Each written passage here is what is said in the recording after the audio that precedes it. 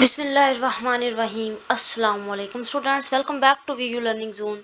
मैं उम्मीद करती हूँ कि आप सब लोग खैर आफियत से होंगे। आज से हम अपने कोर्स ENG 504 यानी कि सेकंड लैंग्वेज एक्विजिशन का आगाज़ करेंगे। तो इस कोर्स का सबसे पहले मैं आप लोगों को ओवरव्यू बयान करूँगी कि ये कोर्स है किस चीज़ के रिलेटेड। इस कोर्स में हमने सेकंड लैंग्वेज एक्विजिशन को पढ़ना होता है, यानी कि कोई बच्चा, कोई भी इंडिविजुअल कैसे दूसरी ज़ुबान को सीखता है। एक्विजिशन मतलब एक्वायर करना, सीखना। तो अगर आप में से किसी स्टूडेंट्स ने ENG 503 पढ़ी है तो आप लोगों को ये टर्म समझने में आसानी होगी और जो ओवरऑल कोर्स पढ़ने में भी आसानी होगी, क्योंकि वही चीज़ें हैं। यानी कि इस कोर्स में हमने यही पढ़ना है कि कोई भी बच्चा दूसरी लैंग्वेज को कैसे सीखता है। एक लैंग्वेज होती है बंदे की जो मदर टंग होती है, जैसे हम उर्दू जो है, हमें से बहुत से स्टूडेंट पंजाबी बोलते हैं, कुछ उर्दू बोलते हैं, तो उर्दू जो पंजाबी उनकी मदर टंग है, यानी कि फर्स्ट लैंग्वेज है। अगर हम इंग्लिश को सीखेंगे स्कूल में जाके या फिर कहीं दफ्तर वगैरह में जाके, तो इंग्लिश जब हम सीखेंगे तो इंग्लिश हमारी सेकंड लैंग्वेज होगी, तो हम ये प्रोसेस सेकंड लैंग्वेज एक्विजिशन कहलाएगा। ठीक है। तो ओवरऑल पूरा जो कोर्स है ना हमारा ENG 504, इसमें सेकंड लैंग्वेज एक्विजिशन के बारे में डिफरेंट जो लिंग्विस्टिक्स थे उन्होंने डिफरेंट थीरीज बनाई थी। यानी कोई कहता था कि बंदे के दिमाग के अंदर एक ऐसा प्रोसेस होता है जिसकी वजह से वो सेकंड लैंग्वेज को एक्वायर करता है। कोई कहता है कि भाई बंदे को प्रैक्टिस की ज़रूरत होती है। कोई कहता है कि किसी की सपोर्ट की ज़रूरत है। नहीं, डिफरेंट थीरीज बनाई हैं, तो हमने वही सारी पढ़नी है। तो एक चीज़ ये क्लियर है। दूसरी ये चीज़ है कि बहुत से कोर्स होते हैं, लेंथी होते हैं लेक्चर, जिनमें से रैंडमली सी चीज़ें करनी होती है, लेकिन इसमें ऐसा कोई सीन नहीं है। ये छोटे छोटे से लेक्चर हैं, जस्ट 1 पेज के या 2 पेज के। तो उनमें ना हमने सारा कुछ ही करना होता है, कोई चीज़ छोड़ने वाली नहीं होती। ठीक है। तो एक और चीज़ मैं आपको बता दूं कि इसका पेपर जो होता है ना, आप लोग पढ़े बगैर नहीं दे सकते। यानी अगर आप होता है ना, बाज़ बंदा एक रात पहले ही पढ़ लेना एग्जाम की तो पेपर अच्छा हो जाता है, लेकिन ये इसका ना शॉर्ट सा सिलेबस है, जस्ट 75 पेजेस है। तो आपको हर चीज़ अच्छे से करनी होगी, यानी कि आप थोड़ा सा टाइम भी दे दिया करें ना, जस्ट आधा घंटा भी दे दिया करें इस कोर्स को डेली, तो आप अच्छे तरीके से एवरी टॉपिक्स अपने क्लियर कर सकते हैं। यानी वही ऊपर वाली सारी चीज़ें याद करने वाली हैं, खुद से लिखने वाला लट्टा लगाने वाली बातें नहीं है इसमें। तो अब हम इसके सिलेबस की बात करते हैं, तो इसमें ओवरऑल 45 लेसन शामिल हैं। ठीक है। इसमें जो फर्स्ट 20 होते हैं वो हमारे मिड टर्म के पेपर में आते हैं, जो रिमेनिंग रह जाते हैं वो हमारे फाइनल टर्म का सिलेबस जो है उनमें से आता है। तो आज के लेक्चर में मैं आप लोगों को फर्स्ट जो लेसन है वो कंप्लीट करवाऊंगी। ठीक है। तो इसमें हमने जस्ट इंट्रोडक्शन आज पढ़ना है कि सेकंड लैंग्वेज एक्विजिशन होता क्या है। तो लेक्चर का नाम ही introduction to second language acquisition है। तो इसमें ये टॉपिक है, हर लेसन के स्टार्ट में ना टॉपिक दिए हुए हैं इस पॉइंट में। तो इसमें कितने टॉपिक हैं, 1 से लेकर 6 टॉपिक्स तक हैं। सबसे पहले हमें इंट्रोडक्शन पढ़ना है, फिर हमने की कंसेप्ट देखने हैं, फिर ये देखना है, यानी कि ये हमारे टॉपिक हैं। ठीक है। ये सारे हमने पढ़ने हैं। तो यहाँ से स्टार्ट करते हैं। सबसे पहले कह रहे हैं कि the term second language, second language क्या होता है। Second language includes language other than the native language, यानी कि जो बंदे की नेटिव लैंग्वेज है, बंदे की मदर टंग है, जो हम बचपन से बोलते हैं ना, जो हम सीखते नहीं है बल्कि हम उस चीज़ को एक्वायर करते हैं। जैसे हम बच्चे होते हैं ना, तो हम पैदा होते हैं, हम थोड़े बड़े होते हैं, हम अपने घर में देखते हैं जैसे हमारे वालिदैन बोलते हैं, चाहे वो पंजाबी बोल रहे हैं, पश्तो बोल रहे हैं, सिंधी बोल रहे हैं, बलोची बोल रहे हैं, उर्दू बोल रहे हैं, तो हम ऑटोमेटिकली वही लैंग्वेज एक्वायर करेंगे। ठीक है। तो वो हमारी लैंग्वेज जो है वो हमारी नेटिव होगी, मतलब नेटिव लैंग्वेज होगी, हमारी मदर टंग होगी, वो हमें कोई कोई डिफिकल्ट नहीं होती उसे सीखने में। तो कह रहे हैं सेकंड लैंग्वेज वो होती है अदर देन जो नेटिव लैंग्वेज की होती है, यानी कि अपनी नेटिव लैंग्वेज के अलावा हम जो भी लैंग्वेज सीखेंगे हमारी सेकंड होगी। ठीक है। तो कह रहे हैं कि ये क्या होती है, language of wider communication counted within local region और कम्युनिटी, यानी कि ये लोकल रीजन, यानी कि हम इर्द गिर्द अपनी जो कम्युनिटी, जो हमारी मकामी ज़बानें हैं, वो भी सेकंड लैंग्वेज हो सकती है। इसके अलावा foreign language out of country भी हो सकती है। यानी अगर आप पाकिस्तान में रह रहे हैं, आप उर्दू बोल रहे हैं, तो आप साथ में पंजाबी भी सीख रहे हैं। उर्दू आपकी नेटिव लैंग्वेज थी, लेकिन आपने पंजाबी भी सीख ली है, तो पंजाबी को आपने सेकंड लैंग्वेज सीखा। इसके अलावा अगर आप आउट ऑफ कंट्री यानी कि इंग्लिश को सीख रहे हैं, तो वो भी आपकी सेकंड लैंग्वेज, समझ आ रही है। तो ये बात बयान की है। फिर लर्निंग कैन इधर B formal, planned and systematic, और इनफॉर्मल और अनस्ट्रक्चर्ड। तो लैंग्वेज को सीखने का ये प्रोसेस है वो फॉर्मल भी होता है। फॉर्मल जहाँ पे भी आप ये लफ्ज़ सुने ना, तो इसका मतलब ये होता है कि बड़ी डिटेल के साथ, मनसूबाबंदी के साथ, प्लानिंग के साथ, जो चीज़ प्लानिंग के साथ हम करते हैं वो फॉर्मल होती है। यानी वे कहता है क्लास में जाके सेटअप करके, टीचर्स के साथ डेली बातचीत करके, ग्रामर को फॉलो करके, इस तरीके से भी सीखी जाती है, यानी कि फॉर्मल तरीके से, बड़े स्ट्रक्चर तरीके से, सिस्टमेटिक तरीके से, प्लान तरीके से। और इनफॉर्मल तरीके से भी सीखी जाती है। इनफॉर्मल यानी कि अपने दोस्तों के साथ बातचीत के दौरान, मन वो कहता कोई ना बंदे को प्लानिंग ना करे, जस्ट एवं ही बंदा सीख ले तो उस तरीके से बंदा सीख सकता है, यानी फ्रेंड्स के साथ गुफ्तगू करके, घर में बातचीत करके, तो इस चीज़ से बंदा लैंग्वेज को सीख सकता है। तो ये चीज़ है क्लियर। फिर सेकंड लैंग्वेज एक्विजिशन की डिफाइन है, SLA इसकी शॉर्ट फॉर्म है, स्टैंड फॉर्म है। Second language acquisition the research field that focus on learners and learning rather than teachers and teaching. यानी कि एक ऐसा फील्ड है, रिसर्च फील्ड है, जो किस चीज़ पे फोकस करता है, लर्नर पे फोकस करता है। यानी जो लर्न करते हैं ना लैंग्वेज को, उन पे फोकस करता है, उनके लर्निंग के प्रोसेस पे फोकस करता है। यानी कि वो लैंग्वेज को कैसे सीखते हैं, सेकंड लैंग्वेज को वो कैसे सीखते हैं, कैसे अपने माइंड में ऑब्जर्व करते हैं, कैसे बोलते हैं। मेन थिंग कि लर्नर पे फोकस कर रहा होता है, उनके लर्निंग के प्रोसेस पे फोकस कर रहा होता है, टीचर पे फोकस नहीं करता। यानी ये नहीं, सेकंड लैंग्वेज एक्विजिशन है ना फील्ड, ये इस चीज़ पे फोकस नहीं करता कि टीचर कैसे पढ़ाएंगे, किस तरह अपना मेथड बनाएंगे, ये नहीं करता, ये अपने याद रखना है। फिर the field of second language acquisition addresses the fundamental question of how learners come to internalise the linguistic system of another language and how they make use of that linguistic system during comprehension and speech production.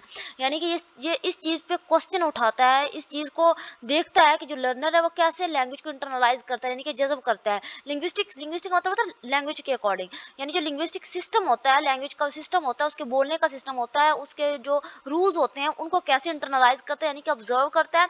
And then फिर किस तरह से फिर उस linguistic system के comprehension करता है, यानी कि कोई मीनिंग सुन के उसको सुन के पहचान लेता है कि इस वर्ड का ये मीनिंग है, और स्पीच प्रोडक्शन कैसे अल्फाज को बोलता है। समझ आ रही है? यानी कि सेकंड लैंग्वेज एक्विजिशन रिसर्चर जो लर्नर पे फोकस करता है, टीचिंग पे फोकस नहीं करता, टीचर पे फोकस नहीं करता। इसके अलावा ये इस चीज़ पे फोकस करता है कि लर्नर जो है किस तरह से लैंग्वेज जो है उसको जज्ब करते हैं अपने अंदर, किस तरह सीखते हैं, किस तरह अल्फाज के मतलब को समझते हैं, कंप्रीहेंड करते हैं, और किस तरह स्पीच की प्रोडक्शन करते हैं। ठीक है, तो ये भी क्लियर हो गया। फिर हमने देखना है the learning and acquisition of a second language occurs once the first language acquisition is established. यानी कि जब पहली लैंग्वेज हमारी कंप्लीट हो जाती है, सीखना हमारा कंप्लीट हो जाता है, फिर बंदा सेकंड लैंग्वेज को स्टार्ट करता है। तो यहाँ पे एग्जांपल देखिए, एक बच्चा है जो हिंदी बोलता है, उसकी फर्स्ट लैंग्वेज हिंदी है, लेकिन जब वो स्कूल को जाता है तो उसे इंग्लिश सिखाई जाती है, तो इंग्लिश जब सीखना स्टार्ट करता है तो उसका सेकंड लैंग्वेज का प्रोसेस स्टार्ट हो जाता है। तो ये बस चीज़ आपने याद रखनी। तो नेक्स्ट हमारा लैंग्वेज डेवलपमेंट। ये भी चीज़ है कि जो लैंग्वेज डेवलपमेंट होती है ना, ये माहौल पे बड़ी असरअंदाज होती है। यानी अगर आपका जो इर्द गिर्द का माहौल है वो अच्छा होगा, बेटर होगा, तो आप लैंग्वेज जल्दी सीखेंगे, क्यूरियोसिटी यानी कि तजस्सुस के साथ सीखेंगे, आपका इंटेलिजेंस लेवल भी ज़्यादा होगा, आपके अंदर क्रिएटिविटी आ गई, यानी कि आप खुद ब खुद एवरीथिंग करना स्टार्ट कर देंगे। तो अगर आपका माहौल अच्छा नहीं होगा, डिस्टर्बेंस वाला होगा, तो आप लैंग्वेज को अच्छे तरीके से नहीं सीख पाएंगे। तो ये चीज़ कह रहे हैं, एक चॉम्स्की अकॉर्डिंग है कि the fact that the course of development is largely internally determined does not mean that it will proceed without care stimulation and opportunity. तो चम्स्की ने कहा है कि ये फैक्ट है कि यानी कि ये बात काबिल कबूल है कि लैंग्वेज का जो अमल है इंटरनली होता है, यानी कि बंदा खुद ही करता है, खुद ही लैंग्वेज को सीखता है, इसकी डेवलपमेंट बंदा खुद करता है। लेकिन किसी केयर विदाउट केयर, किसी केयर के बावजूद, किसी सपोर्ट के बावजूद, किसी मौके के बावजूद बंदा अच्छे तरीके से नहीं कर सकता। समझ आ रही है? यानी कि एक स्टूडेंट इंटेलिजेंट है, बहुत अच्छा है, लेकिन वो लैंग्वेज को सीख भी रहा है, लेकिन जब तक उसे एक अच्छा माहौल नहीं मिलेगा ना, एक अच्छा मौका नहीं मिलेगा सीखने का, एक अच्छा गाइडर नहीं मिलेगा, केयर नहीं मिलेगी, तब तक वो अच्छे तरीके से नहीं सीख पाएगा। तो ये छोटी छोटी चीज़ें माइंड में रखने वाली हैं। फिर कह रहे हैं थ्योरी। तो यहाँ पे थ्योरी की डिफाइन है, ये पेपर में आ सकती है डिफाइन। ठीक है, what is the theory? Theory होता क्या है? थ्योरी होता है प्रेडिक्शन, यानी कि पेशगोई करना। ये थ्योरी जो होती है ऐसे नहीं बन जाती, ये बकायदा ऑब्जर्वेशन करके, मुशाहदे करके, तजुर्बात करके, ठीक है, उनके ज़रिए से बनती है। इसको बंदा बाद में टेस्ट भी कर सकते हैं। यानी फ़र्ज़ करें ये थ्योरी बनी हुई है कि जो पानी होता है ना, वो 100 डिग्री जो सेल्सियस है उस पे बॉइलिंग स्टार्ट कर देता है, उबलना स्टार्ट कर देता है। तो ये क्या है? ये एक प्रेडिक्शन है, एक थ्योरी है। ये ऐसे नहीं बनाएगी, बाकायदा इसको बड़ी जांच पड़ताल के बाद, एक्सपीरियंस करके, ऑब्जर्वेशन करके, तजुर्बे करके, एक्सपेरिमेंट करके, तो उनके ज़रिए से ये बनाई गई है। अब कोई बंदा इसको टेस्ट भी करेगा ना, कोई जो साइंसदान है, जो कोई रिसर्चर है, इस पॉइंट को टेस्ट करेगा, तो वो टेस्ट भी कर सकता है। जाहिर सी बात है उसका टेस्ट वो गलत साबित होगा, क्योंकि पानी उबलता ही 100 है। तो कुछ थ्योरीज होती है टेस्ट करने पर गलत साबित हो भी जाती हैं, लेकिन ज्यादातर थ्योरी होती हैं टेस्ट करने पर गलत साबित नहीं होती, बल्कि राइट ही रहती हैं। तो यहाँ से देख लेते हैं कि थ्योरी इज अ मोर और लेस अब्स्ट्रैक्ट सेट। अब्स्ट्रैक्ट मतलब वो ख्यालों वाला सेट, ठीक है, यानी कि हकीकत में नजर वाले वाला नहीं, बल्कि जस्ट ख्यालों पर मबनी। Of claims about the significant units within phenomena under study. यानी जो हम मसला स्टडी कर रहे हैं ना, उसके जो सिग्निफिकेंट अहम पहलू होते हैं, उनके अकॉर्डिंग कुछ क्लेम होते हैं, उनको हम थ्योरी कहते हैं। ठीक है, it aims at explanation as well as description, यानी कि ये एक्सप्लेनेशन डिस्क्रिप्शन की बुनियाद पर बनती है। और यहाँ पे कह रहे हैं कि यहाँ पे हाइपोथेसिस भी हो सकती है, इसमें टेस्टिंग भी होती है और रिफ्लेक्सिव प्रोसेस भी इन्वॉल्व होता है। रिफ्लेक्सिव प्रोसेस यानी कि जो बंदा थ्योरी बनाता है ना, वो रिफ्लेक्शन कर करके बनाता है, यानी कि वो हर स्टेप पे सोचता है कि मैं ठीक कर रहा हूँ या नहीं ठीक कर रहा हूँ। इसके अलावा वो हाइपोथेसिस भी करता है, टेस्ट भी करता है अपनी थ्योरी को। यहाँ पे कह रहे हैं कि थ्योरी टेस्टेबल भी होती है, यानी कि इसको कोई भी टेस्ट कर सकता है, और फॉल्सिबल भी होती है, यानी कि ये गलत साबित भी हो सकती है। तो ये चीज़ आपने याद रखनी है थ्योरी के अकॉर्डिंग। तो अगर मैं आपको इस लेक्चर के अकॉर्डिंग एग्जांपल दूँ, तो जैसे चॉम्स्की थे, नोम चॉम्स्की एक लिंग्विस्टिक्स हैं, बहुत मशहूर लिंग्विस्टिक्स हैं, उन्होंने बहुत ज़्यादा रिसर्च की लैंग्वेज पे। तो इनके अकॉर्डिंग ये जो लैंग्वेज है ना, सेकंड लैंग्वेज एक्विजिशन का प्रोसेस है। तो इनके अकॉर्डिंग क्या है कि हमारे माइंड के अंदर एक सिस्टम होता है जिसके अकॉर्डिंग हम लैंग्वेज को सीखते हैं। तो ये उनकी थ्योरी है, समझा रही है? तो ये एक थ्योरी की एग्जांपल मैंने आपको दे दी है। तो यहाँ पे हमने टाइप्स पढ़नी है, थ्योरी की टाइप्स पढ़नी है, ठीक है। प्रॉपर्टी थ्योरी है एंड ट्रांजिशन थ्योरी है, ये दो टाइप्स हैं इसकी। प्रॉपर्टी थ्योरी कहते हैं कि they are concerned with the structure of the language and how a language change, यानी ये ना लैंग्वेज का जो निज़ाम होता है ना, जो स्ट्रक्चर होता है उसके अकॉर्डिंग है, इसको हम प्रॉपर्टी थ्योरी कहते हैं। यानी कि इसमें ये आ जाता है कि लैंग्वेज जो है वो किस तरह से चेंज होती रहती है वक्त के साथ साथ, किस तरह कुछ वर्ड जो ऑब्सोलीट होते हैं, ऑब्सोलीट का मतलब होता है वक्त के साथ साथ अल्फाज का ख़त्म हो जाना, और किस तरह जो न्यू वर्ड्स होते हैं वो अंदर आ जाते हैं, मिर्ज हो जाते हैं, यानी कि कंबाइन हो जाते हैं किसी लैंग्वेज के अंदर। तो यानी कि लैंग्वेज की साखत को पढ़ना, उसकी प्रॉपर्टीज वगैरह को पढ़ना, ये प्रॉपर्टी थ्योरी होती है। फिर ट्रांजिशन थ्योरी, ट्रांजिशन का मतलब क्या होता है, मतलब बदलाव आना, ठीक है, चेंज हो जाना। तो ट्रांजिशन थ्योरी कह रहे हैं कि more concern with developmental process of language education. तो इसमें हमने डेवलपमेंटल प्रोसेस देखने हैं, स्टेजेस देखनी है, यानी किस तरह से बच्चा लैंग्वेज को सीखता है, डिफरेंट स्टेजेस से गुजरता है। तो it is interested in finding out the different stages of learning in a second language learner, यानी इसमें हमने स्टेजेस देखनी है कि पहले बच्चे ने अल्फाज को पहचानना सीखा, फिर उसने अल्फाज को बोलना सीखा, फिर उसने मीनिंग गैस करना स्टार्ट किया। तो ये क्या ट्रांजिशन थ्योरी है, इसमें हमने ये सब चीज़ें पढ़नी होती हैं। और ऊपर वाली जो थ्योरी थी प्रॉपर्टी, इसमें हमने जस्ट लैंग्वेज का सिस्टम को देखना होता है कि लैंग्वेज क्या है, इसमें कौन से वर्ड न्यू होते हैं, कैसे कैसे लैंग्वेज के अंदर वर्ड ऑब्सोलीट होते हैं, खत्म होते हैं, ये सारा कुछ उसके अंदर देखा जाता है। फिर यहाँ पे है framework and models.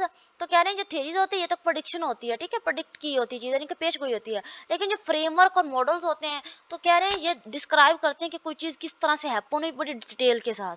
Theory detail नहीं देती, ये जस्ट हमें एक बता देती है पॉइंट कि ये चीज़ है। तो फ्रेमवर्क जो मॉडल्स होते हैं ना, ये हमें ये बताते हैं कि कोई चीज़ किस तरह से हुई, क्या होता है, किस वजह से हुई, कि प्रॉपर डिटेल देते हैं।